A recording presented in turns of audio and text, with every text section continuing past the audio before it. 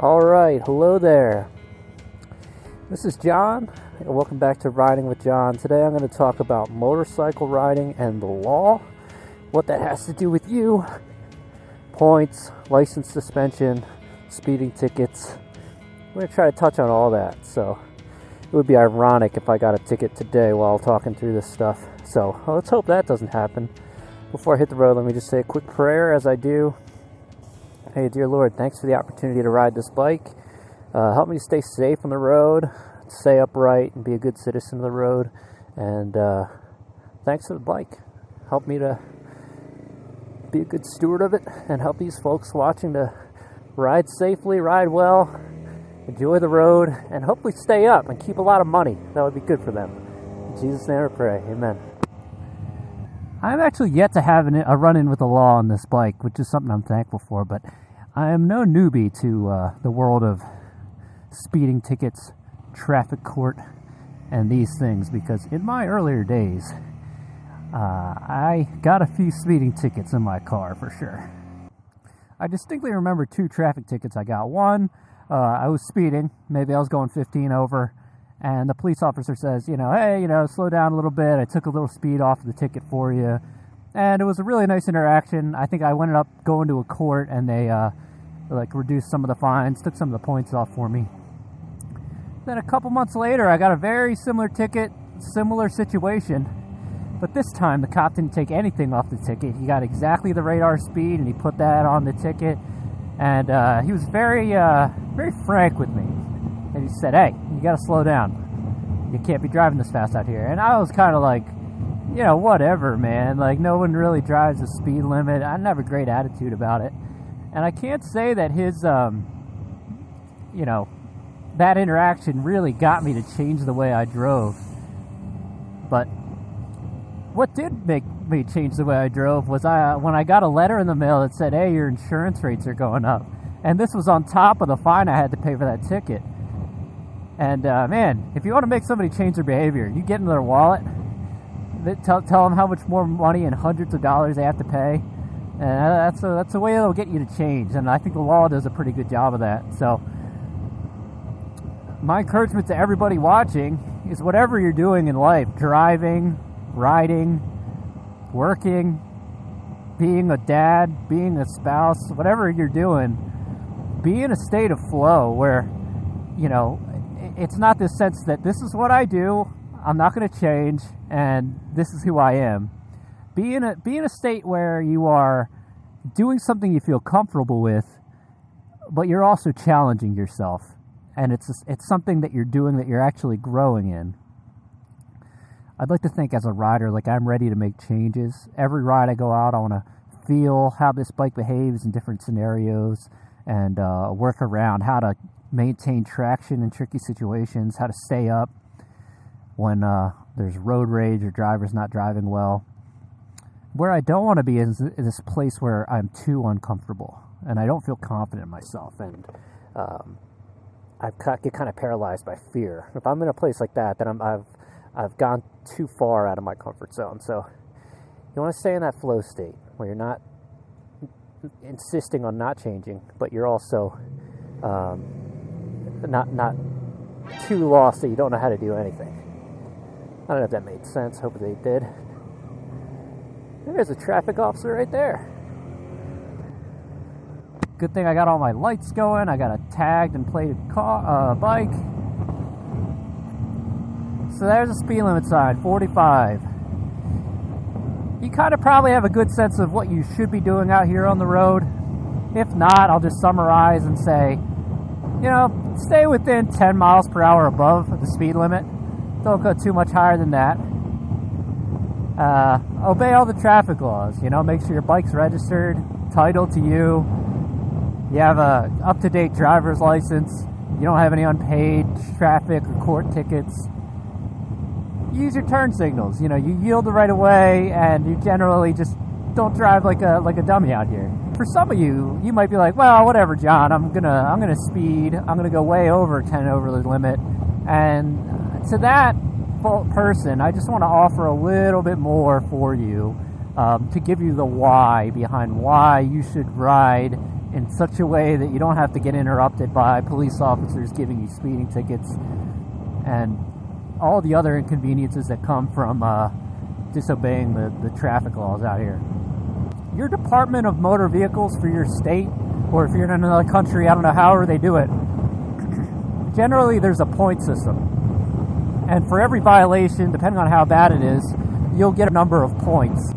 Once you get enough points, you're going to get in a situation where you can get your license suspended. Or you might, have to pay heavy fines. That is a robotic lawnmower right there. Just jobs are just evaporating out here before our very eyes. Anyway, here's a police officer right here. And luckily, I'm not in a situation where I'm killing it and going crazy fast out here, where I have to panic. I just know, hey, I'll roll off a little throttle, I'll be okay, because I'm generally maintaining out here within a good range of speed. So what I would say is, if you're going to ride in any state, especially your own state, get familiar with the traffic laws and know what penalties you get for what. Some notable things. Don't pass a stopped school bus. If a school bus is stopped and it's picking up or dropping off kids, the penalty for passing that, if you get caught, is not light. The law generally does a pretty good job of protecting school kids, and that's one way that it does it. So just don't mess around there. If you see a stopped school bus, don't pass it. In my state, it's 6 points on your license. Another great rule of thumb is don't drink and drive. I've had varying attitudes about this over time, but yeah, can you drive safely if you've had 3 beers? I mean, it depends on who you're talking to, but maybe you can. But are you going to be able to accommodate all the different changes in traffic, or somebody doing something completely unexpected? Is your reaction time going to be impaired? Yeah, it is going to be impaired. So don't do it. And if that's not enough reason for you, the monetary reason should hopefully help you, because look up your state's laws and rules, because it's probably going to be a pretty large penalty for driving drunk or intoxicated in your state. It should be enough to say, hey, I don't want to do that. There's a great example right there. Somebody who's probably not living their best life. They were probably like, man, I did not want this to happen to me today. But the thing is, it's no one's fault but their own. When I was speeding and getting multiple speeding tickets within months, I didn't have this idea like, oh, I'm going to go out and break the law and be a bad citizen today. It was just my mindset that had to change. I was so set in my ways. It's like, oh, this is an appropriate speed, what I'm riding at right now. But it really wasn't. To quote one of my favorite TV shows, The Wire, about crime in Baltimore, one of the drug lords says to another guy, one way, one way, one way. You want things to be one way, but it's the other way. And it's like that out here. These roads are not paid for by, just you. They're not yours. You share them with everybody else. And I think it's really good we have laws and police officers out here kind of maintaining and making sure that no one's out here driving too recklessly. And just know that the definition of what reckless driving is and what too fast is not something that you're going to own. It's something the state's going to define. And my advice would be to have the serenity to accept the things that you cannot change.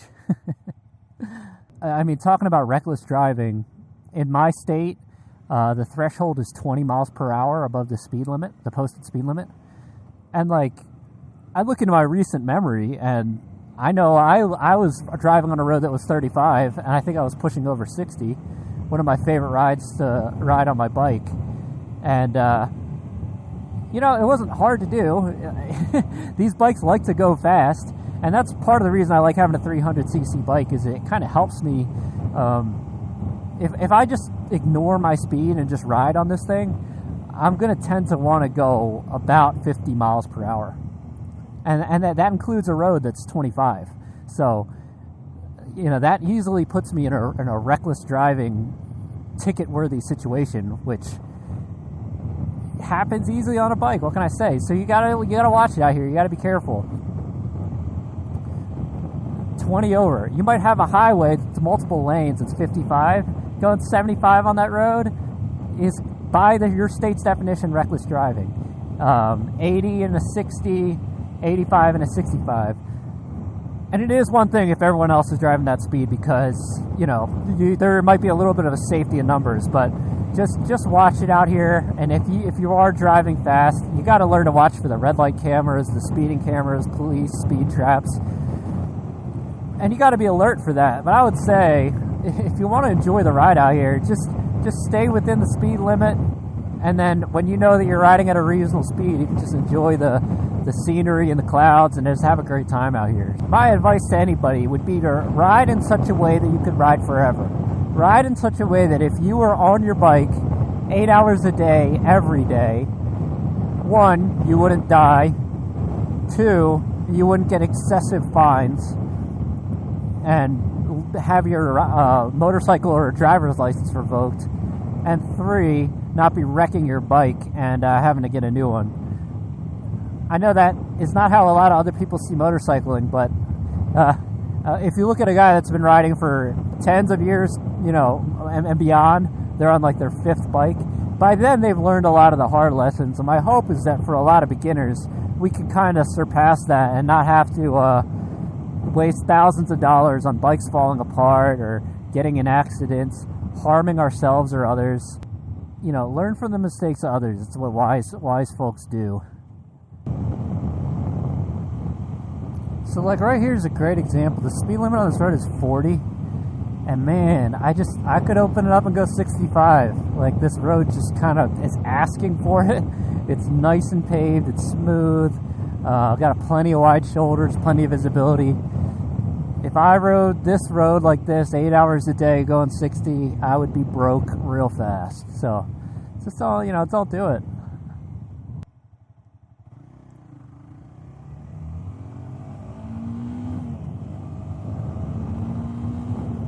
One key thing to remember is if you're not riding sustainably, the end state that you're going to be aiming for is you're not going to be able to ride on these roads. Like, it's ultimately not your decision whether or not you get to ride on these roads. Riding, it really is not a right, it's a privilege.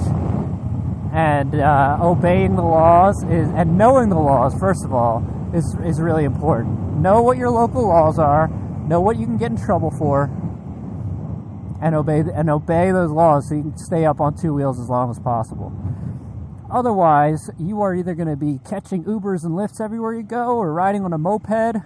Apparently, though, I think in my state, you actually have to have a valid, non-suspended driver's license in order to ride a moped. So, rip you if you can't even ride a 50cc moped around. You know, that's not the sense of freedom that you want when you ride a bike. So, I want you to have that freedom. To have and experience the freedom of riding a bike, you just got to know what the laws are, otherwise it's going to be too late. And you're going to be a sad boy watching motorcycle videos at home because you can't ride, and I don't want that for you. I don't want that for me either. So, man, a day like this, you don't want days like this to happen if you can't ride a bike. That's what I got to say. And, you know, if you don't ride, that's fine too. You can enjoy it, riding a bicycle, driving in your car with the windows open. You know, just find ways to enjoy creation. I think riding a bike is just one of those many ways. So I think that's all I got for you guys today. Obey the law. That's my closing thoughts for you. Don't be too much of a hooligan. Let's have fun on these curves a little bit. Oh yeah. A little rear brake here, a little brake going in. Not perfect, but we lean the bike over. I'm getting a little more comfortable with every lean, you know. Take it slow out here, guys. Anyway, that's all I got. You guys stay up, you be good, enjoy the ride. I'll catch you on the next one.